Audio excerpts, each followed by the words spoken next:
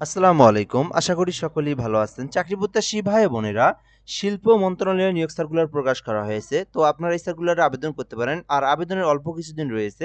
তো এটাতে কিন্তু মোটামুটি অনেকগুলো পদের রয়েছে। দেখতেই পারতেছেন মোট ৫০ টি পদ রয়েছে। যেখানে অষ্টম শ্রেণী, এসএসসি, তারপরে এইচএসসি, অনার্স পাশে, ডিগ্রি পাশে সকল শিক্ষাগত যোগ্যতার জন্য আলাদা, আলাদা পদ রয়েছে। তো যারা শিল্প মন্ত্রণালয়ের বিএসটিআই এখনো আবেদন করেন নাই, আবেদনটা করতে পারেন। এটা একটা সরকারি স্থায়ী নিয়োগ সার্কুলার। আজকে আমরা সার্কুলেটর নিয়ে বিস্তারিত আলোচনা করব। এখানে পদের নাম, পদের সংখ্যা, বেতন স্কেল, আবেদনের প্রসেস সকল কিছু আপনাদেরকে জানিয়ে এবং বুঝিয়ে দেওয়ার চেষ্টা করব। ভিডিওটা সম্পূর্ণ শেষ পর্যন্ত দেখবেন, তাহলে আপনি সকল ইনফরমেশনগুলো এই ভিডিওর মাধ্যমে জানতে পারবেন। এটা হচ্ছে শিল্প মন্ত্রণালয়ের নিয়োগ সার্কুলার, যেটার নাম হচ্ছে, প্রতিষ্ঠানের নাম Bangladesh standards and testing institution, সংক্ষিপ্ত রূপ বিএসটিআই নামে সকলেই পরিচিত। Bangladesh standards and testing institution BSTI রাজস্ব খাতভুক্ত নিম্ন বর্ণিত শূন্যপদসমূহে সরাসরি নিয়োগের মাধ্যমে পূরণের লক্ষ্যে পদের পাশে বর্ণিত নিয়োগ যোগ্যতা ও সত্ত্বে প্রকৃত বাংলাদেশী নাগরিকদের নিকট হতে অনলাইনে আবেদনের জন্য আহ্বান করা যাচ্ছে।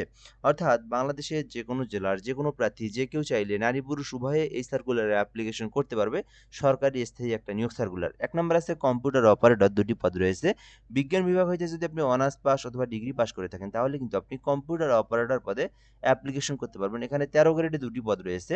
তো যারা সায়েন্স থেকে অনার্স ডিগ্রি পাস করছেন, এটা আবেদন করতে পারেন। ২ নম্বর আছে ইউডিসি কাম ক্যাশিয়ার, ১টি পদ রয়েছে। যারা অনার্স অথবা ডিগ্রি পাস করছেন, আপনারা কিন্তু এটাতে আবেদন করতে পারেন। যারা ৩ নম্বরে আবেদন করবেন, অফিস সহকারী কাম কম্পিউটার মুদ্রাক্ষরিক, ৬টি পদ রয়েছে। শুধুমাত্র উচ্চ মাধ্যমিক অর্থাৎ এইচএসসি পাস করলে আবেদন করতে পারবেন। পাশাপাশি যেহেতু কম্পিউটার অপারেটর, সেক্ষেত্রে কম্পিউটার সম্পর্কে বেসিক নলেজ জানা থাকতে হবে। অর্থাৎ কম্পিউটার টাইপ করতে জানা থাকতে হবে। এই বিষয়টা যদি আপনার জানা থাকে, তাহলে আপনি অফিস সহকারী কাম কম্পিউটারে আবেদন করতে পারবেন।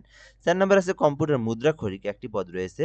এক্ষেত্রে আবেদনের জন্য এইচএসসি পাস থাকতে হবে। পাশাপাশি কম্পিউটার সম্পর্কে বেসিক নলেজ জানা থাকতে হবে। যেমন টাইপ করতে পারা, এমএস ওয়ার্ড, পাওয়ার পয়েন্ট সম্পর্কে বেসিক ধারণাগুলো জানা থাকলে আবেদন করতে পারবেন।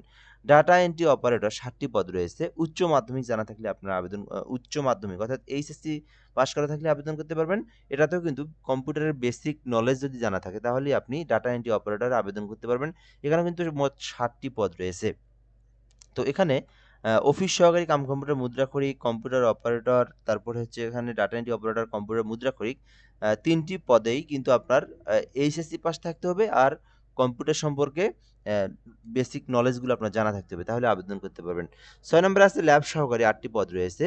শুধুমাত্র বিজ্ঞান শাখা থেকে যদি আপনি এইচএসসি পাস করে থাকেন, আর পাশাপাশি আপনি যদি যেকোনো টিটিসি হোক, টেকনিক্যাল হোক, সেন্টার হোক বা যুব উন্নয়ন বা কারিগরি যেকোনো প্রতিষ্ঠান হইতে যদি আপনার ১ বছরের মেকানিক্যাল বা ইলেকট্রিক্যাল নিয়ে যদি একটা ট্রেড কোর্স করে থাকেন, আর বিজ্ঞান বিভাগ থেকে যদি আপনি এইচএসসি পাস করে থাকেন, তাহলে আপনি ল্যাব সহকারীতে আবেদন করতে পারবেন। যেখানে মোট ৮টি পদ রয়েছে।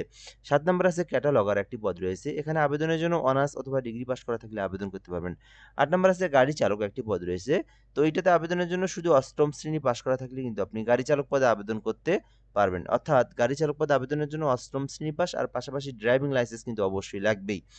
৯ নাম্বার আছে অফিস সহায়ক। এটাতে ২০টি পদ রয়েছে। শুধুমাত্র এসএসসি পাস করে আপনি অফিস সহায়ক পদে ২০তম গ্রেডের ২০টি পদে আবেদন করতে পারবেন। তো যারা এসএসসি পাশের সরকারি চাকরির আবেদন খুঁজে থাকেন, অফিস সহায়ক পদটিতে অ্যাপ্লিকেশন করতে পারেন। ১০ নাম্বার আছে নিরাপত্তা প্রহরী, চৌকিদার, ৩টি পদ রয়েছে। শুধু অষ্টম শ্রেণীর পাশে আবেদন করতে পারবেন। ২০তম গ্রেডে ৩টি পদ রয়েছে। আচ্ছা, এখানে আপনি আপনার যে শিক্ষাগত যোগ্যতা, সেই অনুযায়ী যেটাতে আবেদন করতে চান, সেটাতে কিন্তু আপনি আবেদন করতে পারবেন। আচ্ছা, এরপর আমরা দেখব আবেদনের জন্য বয়স যেটা, সেটা হচ্ছে ১৮ হতে ৩২ বছরের মধ্যে আপনাদেরকে এই আবেদনটা করতে হবে। অর্থাৎ ৩২ বছর পর্যন্ত আবেদনের সময়সীমা রয়েছে। আর আবেদন করতে চাইলে কিভাবে আবেদন করবেন? যদি আপনি নিজে আবেদন করতে চান, bstiteletalk.com.bd লিখে সার্চ করবেন গুগল অথবা ক্রোম ব্রাউজারে।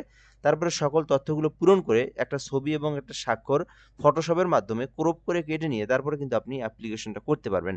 আর আবেদনের জন্য সময় হচ্ছে ১৫/২/২০২৬ অর্থাৎ ফেব্রুয়ারি মাসের ১৫ তারিখ পর্যন্ত আবেদনের জন্য সময়সীমা রয়েছে। এর মধ্যে আপনাদেরকে এই সার্কুলারের এই অ্যাপ্লিকেশনটা করতে হবে। আর আবেদনের জন্য ১ থেকে ৮ নাম্বার পদের জন্য আবেদনের ফি কত টাকা আপনারা রিচার্জ করে ফি জমা দিবেন।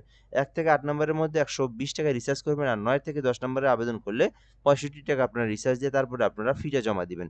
কিভাবে ফি জমা দিবেন? ফি জমা দেওয়ার প্রসেস হচ্ছে, ফার্স্ট এসএমএস এ আপনারা লিখবেন বিএসটিআই লিখে স্পেস দিয়ে ইউজার আইডি লিখবেন।